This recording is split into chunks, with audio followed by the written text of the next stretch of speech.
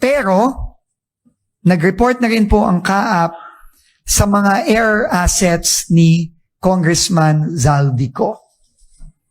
At ito po ay isasubmit na rin natin sa AMLC, sa ICI, at sa DOJ. Alam nyo naman po, nagsabi na po ang DOJ kahapon na pinapa-freeze na nila sa AMLC ang assets. So, para tulungan natin ang investigasyon ng ICI at ng DOJ, susulat na po kami ngayon dahil nagpadala na po ng sulat ang CAAP sa amin, si General Raul del Rosario, sa 11 registered air assets ni Congressman Zaldico, which I will show you today.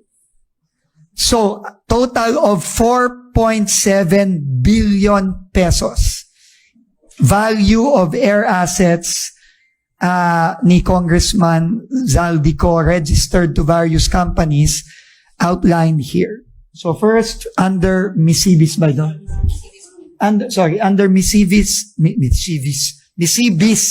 Aviation, this is all in US dollars. Ito po yung mga iba't ibang mga assets no, mga eroplano at chopper.